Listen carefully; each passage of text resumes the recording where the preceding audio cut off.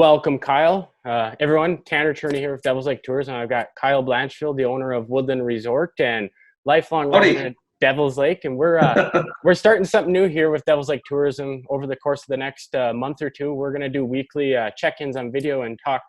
Let's talk outdoors. So this week, we're going to just have different stories.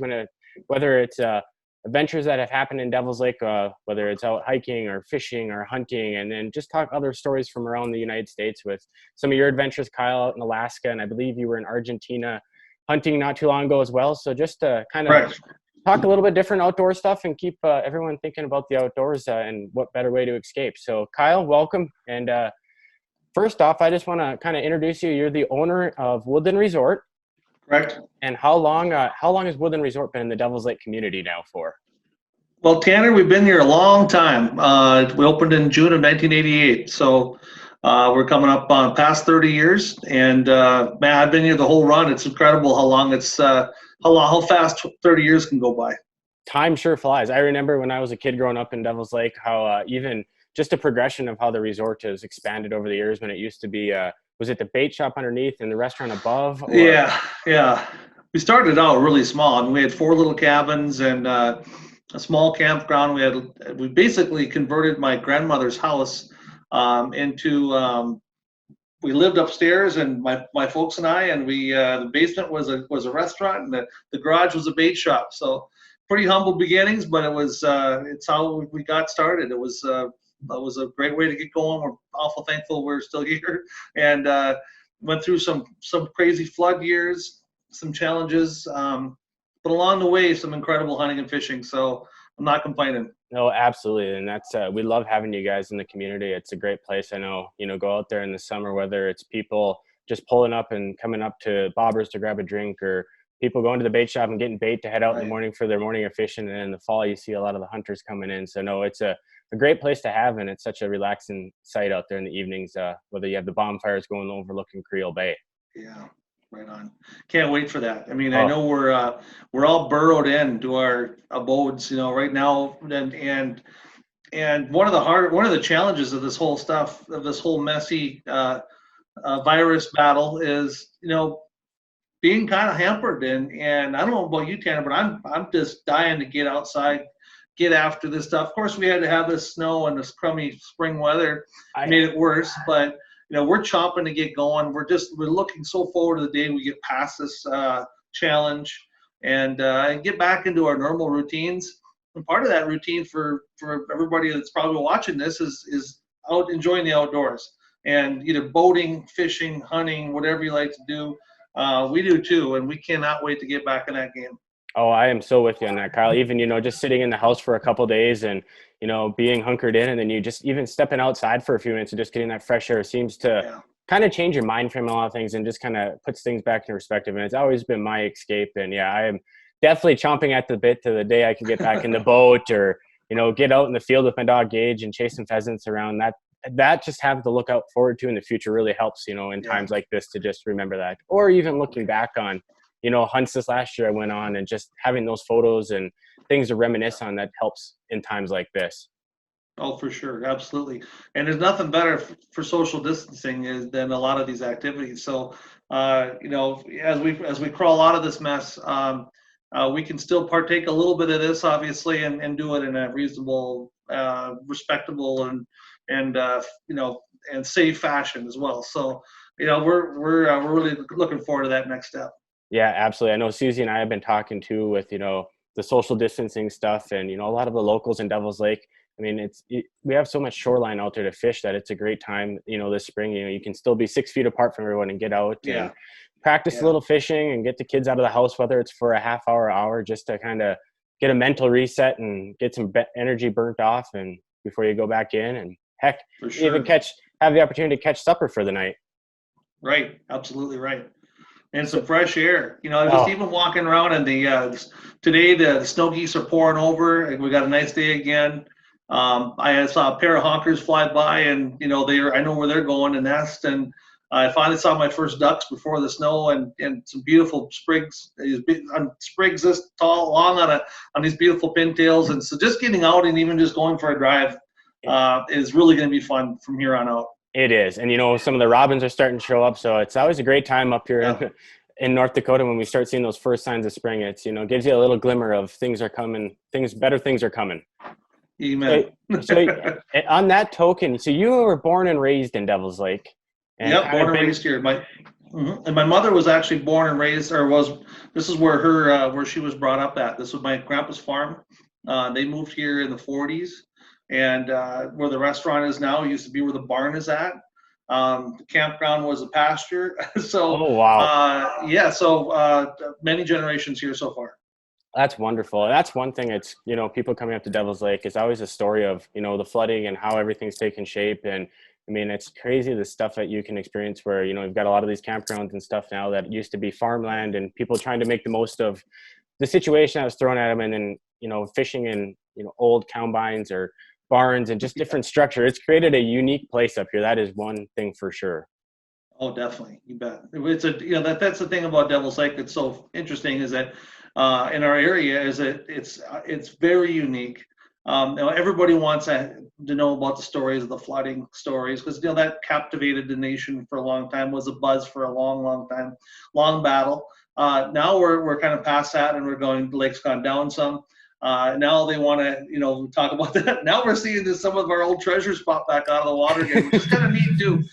But now we have to kind of like rethink about how it's startling to see some of these objects up, or you go to Pelican Lake, you better be paying attention because some of those areas you smell buzz through at 50 miles an hour, you're gonna have some serious prop damage or lower unit damage. So now we've got to kind of rethink back. Those of us that have been here for a while have to kind of hit the reverse button on the time zone, right? And so Yep. go back to and try to rethink that stuff. But that's part of the fun of Devil's Lake. That's part of the challenge. That's what makes it unique and interesting. I've got some people that were here last summer from Wisconsin that hadn't been back here for like 6 or 7 years.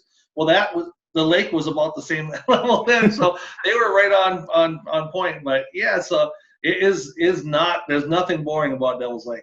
No, and I think about the token of when I was growing up and as the years when it was coming up a foot to 3 feet every year. I mean, as a fisherman, it challenged you because those spots that you were fishing in 15 feet of water might be 20 feet now. So that might have been a great May, June spot, but it seems like maybe some of those fish, you really had to relearn the lake every year.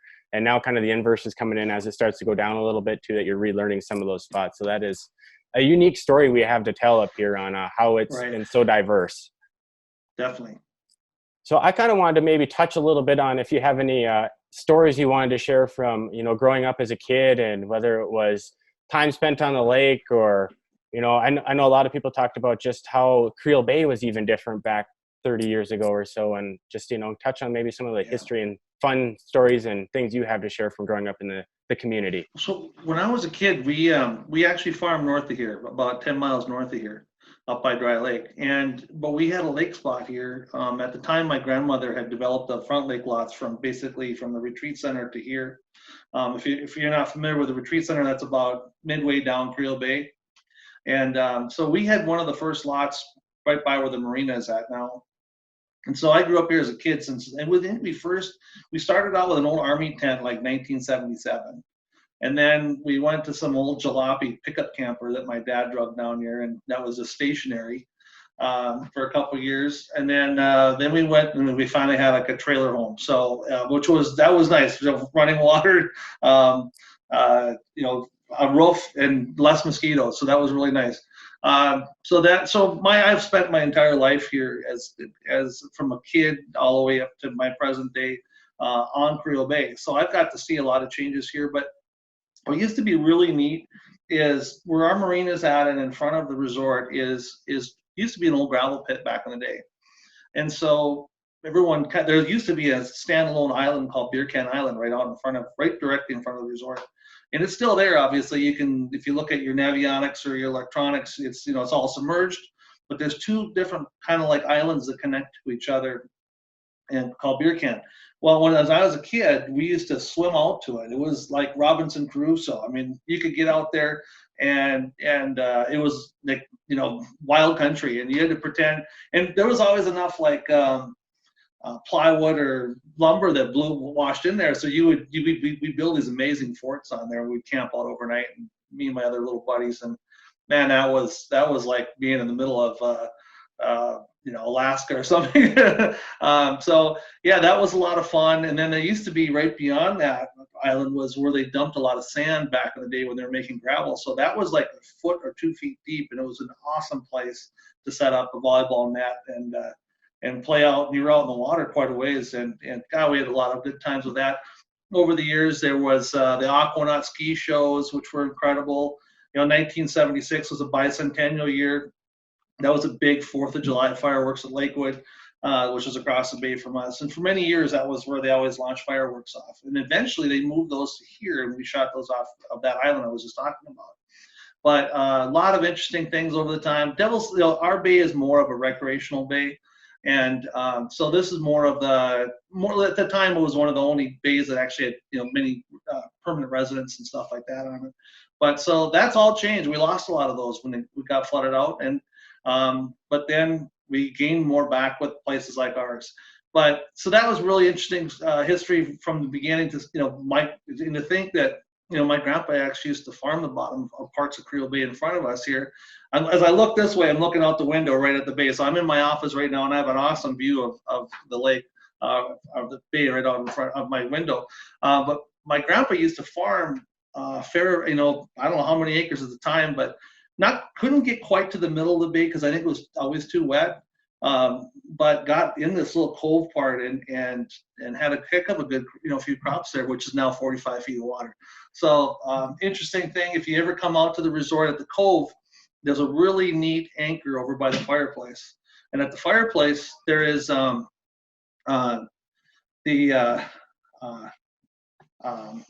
this old anchor, and my uncle at the time had ran into that and hooked it on a piece of farm equipment, and it stopped the whole setup. And here it was, it's this huge anchor, and we think it was from one of the steamboats back in the day. Back in the day, the steamboats used to be across Creel Bay where their main docks were, but that was always going to catch a very windy northwest wind. So I'm sure they steamed up and came up and got over in front of us and tucked in out of the wind. And one of them lost their anchors, and my uncle happened to snag it when he was a kid farming. So we still have it, luckily, and it's a weird little tidbit of history at the resort. Oh, that is really cool. And just hearing all that history is so interesting. And I think there's a lot of people out there that don't know a lot of that stuff that are going to find that really, really cool. And, talking about the fireworks that used to be over on Lakewood side, I got to give you guys kudos because you guys put on one heck of a fireworks show every summer. And it's fun. That's a tradition.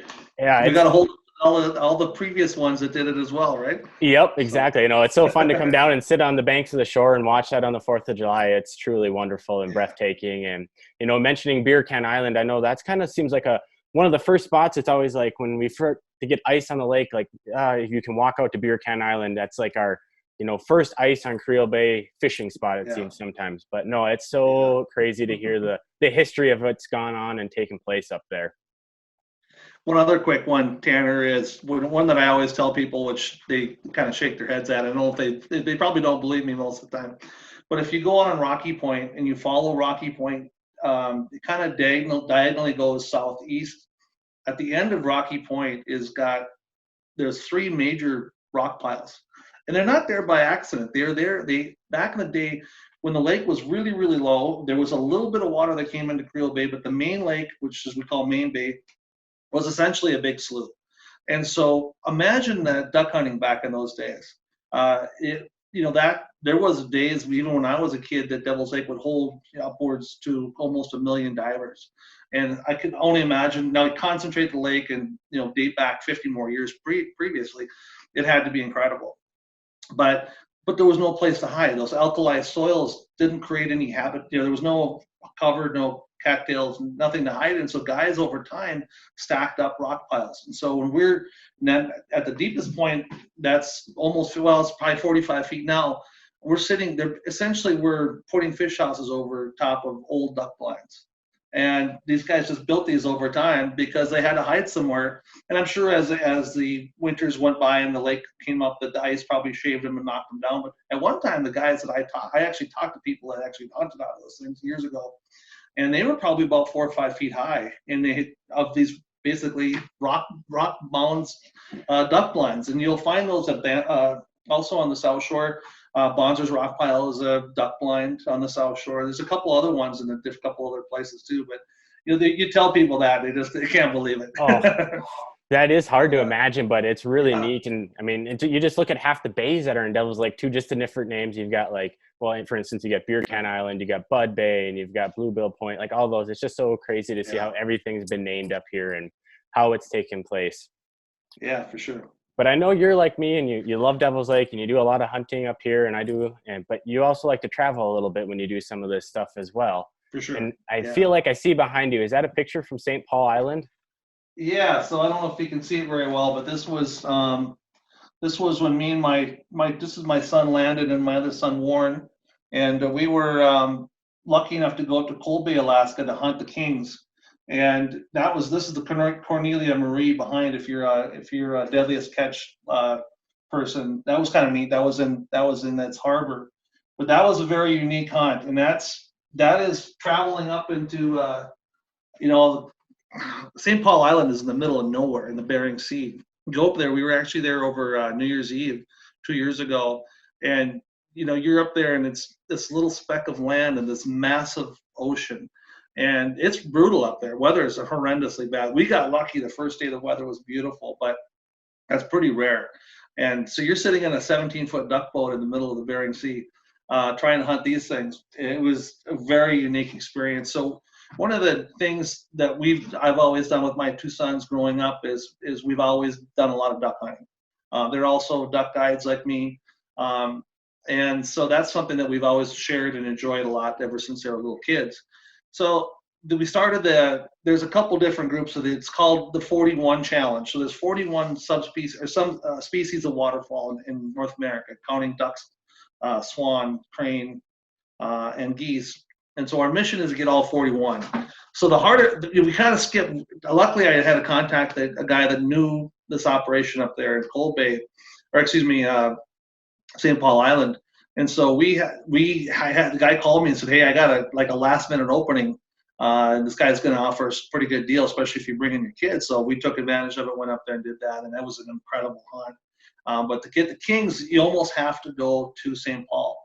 There are some places in Alaska other parts of Alaska you can get them, but St. Paul is pretty much a slam dunk if you go there. So that's why we went up there, and it was amazing hunt.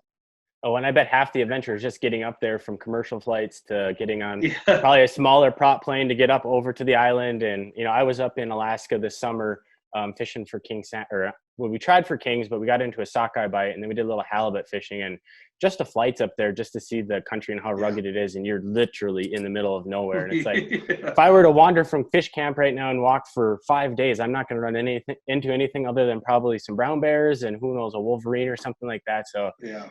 But my dad and I have been doing the same thing here the last 4 or 5 years. We've been doing every fall. We've been taking a hunting trip, whether we go to the Badlands to go archery hunting or, the last 3 years we've been going to Colorado to do an elk hunt. And it's just like, you get to those moments where it seems like that week or 10 days or whatever you take, you can get out into the middle of nowhere, turn your phone off, spend time with your loved ones and just have a venture. And it seems like it's a good mental reset and always something I look forward to. Yeah, for sure. People give me a lot of trouble. They give me a lot of grief about, well, why do you've got some of the greatest duck hunting in the planet in Devil's Lake, North Dakota. Why do you guys? Well, we also need to get away as well. Okay, but we are blessed with amazing waterfowl hunting here, and that's kind of we have a love for it. We got to go a year later. Then we went to Cold Bay trying to get the Pacific eiders. We didn't do so well on that, but we got a bunch of other neat birds.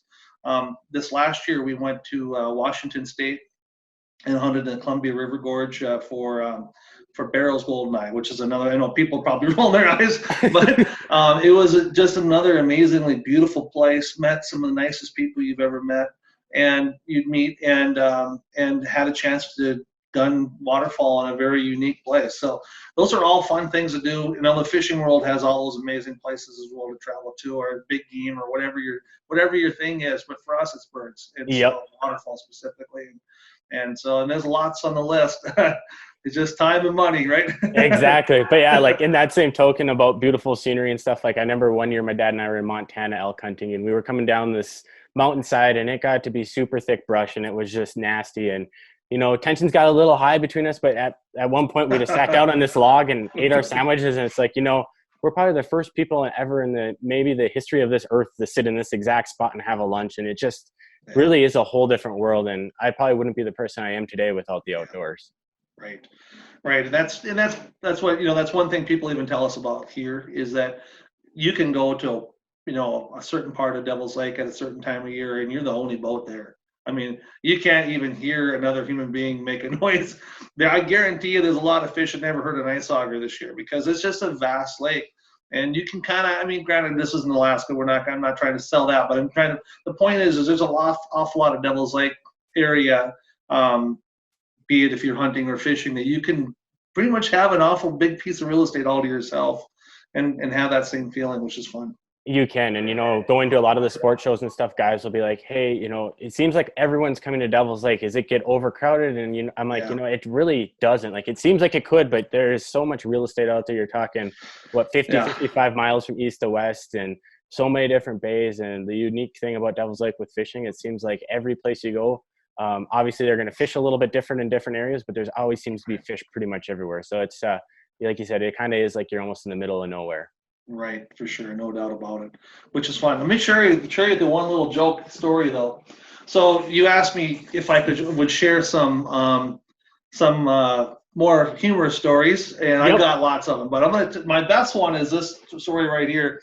So this photo here is a picture of me, a gentleman, and a friend of mine that used to work for Fish and Wildlife Service. But the story behind it is this gentleman here. They were from Wisconsin, and he was quite the jokester. Okay, so he was a guy that would always play tricks on his buddy. So they had told me before they came up and said, we've got to get this guy. It's our turn to get him somehow.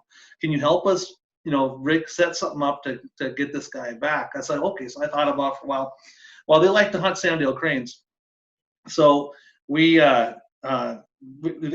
was licensed up for cranes. We were, in a legal crane hunting area. And at the last, I'm like, well, this area is off limits to crane because we got too many hoopers. Was my story. And so a crane come in and one of the guys gets up and shoots a couple of them. And of course, we are totally legal doing it. And this older guy goes, that I showed you the picture, has just about flipped out. So he's like, yeah, you guys can't be shooting. We're going to get in big trouble. And I'm out there doing the same thing. Oh my God, we're in big trouble. You guys, are you crazy? Get those crane, And so we come back to camp, and I have this gentleman, this guy that used to work for the Fish and Wildlife Service. I had him pull in with me. Of course, he had the Fish and Wildlife vehicle and everything. And he pulls up and he goes, were you guys sandhill crane hunting? And everyone goes, well, yeah, were you guys over by so-and-so? Yeah, that was us. Who shot those two crane? And everybody pointed at the old guy. And he just about lost it. And so this picture here is, I don't know, can you see it very well? Yes, I can. Okay, so he asked him to see his license, of course, right? So here's the guy's wallet out there, and he was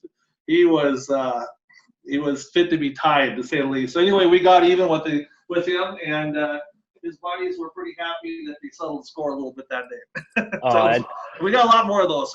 Yeah, well, we might have to have you back on again to just tell those stories, because that's the fun stuff about hunting and fishing and the pranks. You see the guys, like this winter I saw a couple of people where they had ice houses nearby, and they tied a beer can to the one guy and to one guy's rod down there and pretended like he had a fish and kept fighting it. Like, you got to have fun, and it keeps those moments so precious to remember. Definitely, no doubt about it. Absolutely. Right on. Well, Kyle, is there anything else you want to share with anyone that's going to be listening in? I just I tell you what, I can't wait to see all my friends back, all of our customers back.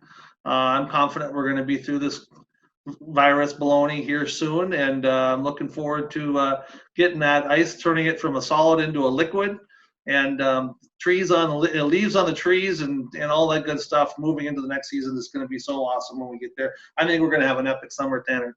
I do too, Kyle. I'm very much looking forward to seeing the ice slowly go away and get the boats out and come down to Bobbers and sit by the fire and have a drink this summer. Amen. I'm with you. Me too. Well, thanks for joining us, Kyle. And again, thank you. Yeah, no, it was my pleasure. And let's do it again. We will. Okay. Definitely. Take care. Thank you. You too, Kyle.